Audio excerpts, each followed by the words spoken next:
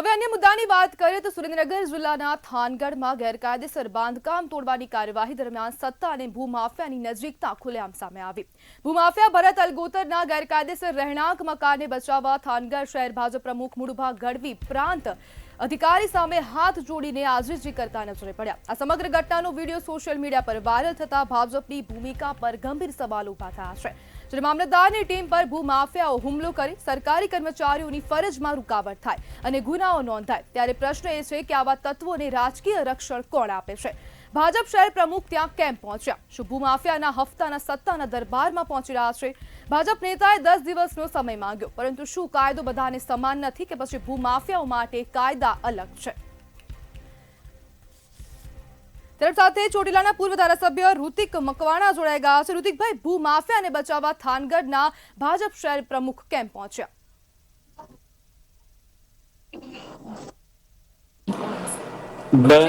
એના માટે આખી સિસ્ટમને સમજવી પડશે। થાનગઢ વિસ્તાર છે એ વિશાળ પ્રમાણમાં ખનિજ ધરાવતો વિસ્તાર છે। સરકાર ઈચ્છે તો આખી વિસ્તારને લીગલાઇઝ કરી શકવાની સ્થિતિમાં, પરંતુ સરકાર જાણી અને માફિયાઓ તૈયાર કરી રહી છે અને એને પડદા પાછળ ક્યાંક ને ક્યાંક રાજકીય બેકઅપ વગર આટલું ગેરકાયદેસર ખનીજ ખોદકામ શક્ય છે જ નહીં। વિધાનસભાના ફ્લોર ઉપરથી વારંવાર આ બાબતે પ્રશ્નો ઉઠાવ્યા છતાં આજની તારીખે પરિસ્થિતિ જૈસે થે છે।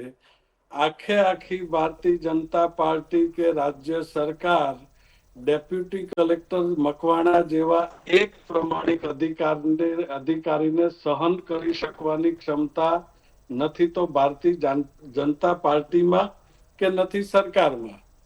કોઈ પણ હિસાબે ઋતિકભાઈ, આનો મતલબ એમ થાય કે જે અધિકારીઓ છે, જે સરકારી અધિકારીઓ છે તે કામ કરવા માંગે છે, પરંતુ ક્યાંક ને ક્યાંક સત્તાના જે અધિકારીઓ છે તે લોકો જ કામ નથી કરવા દેતા। બિલકુલ એ જ વાત કરી રહ્યો છું કે અત્યારે તો માત્ર શહેર પ્રમુખ એને અટકાવવા પહોંચ્યા છે, પરંતુ એનું મોવડી મંડળ છે એ આખું એની મકવાણા સાહેબની બદલી કરાવવા માટે પ્રયત્નશીલ છે। અમારી પાસે જે મળતી માહિતી છે એ પ્રમાણે સીએમઓ માંથી એમને ખાતરી આપવામાં આવી છે કે આવતી 25 તારીખ સુધીમાં એમની બદલી કરી નાખીશું। એટલે છેક સીએમઓ સુધીના એમાં એ લોકો સંડોવાયેલા છે, સંકળાયેલા છે। કોઈ પણ રીતે એમની બદલી થાય એ પ્રકારના પ્રયત્નો ભારતીય જનતા પાર્ટીના ટોચના પદાધિકારીઓ કરી રહ્યા છે અને સીએમઓ તરફથી પણ એમને ખાતરી આપવામાં આવી છે કે આવતા મહિના સુધીમાં એમની ચોક્કસપણે બદલી કરવામાં આવશે। નહીતર તાલુકા જિલ્લા પંચાયત કે સ્થાનિક સ્વરાજ્યની ચૂંટણીમાં જીતી શકાય એવું નથી, એવો એ લોકોએ ત્યાં રજૂઆત કરી છે ઉપર પદાધિકારીઓએ, અને એના જ ભાગરૂપે છે ડેપ્યુટી કલેક્ટરને અટકાવવા માટેનો પ્રયત્ન થયો છે।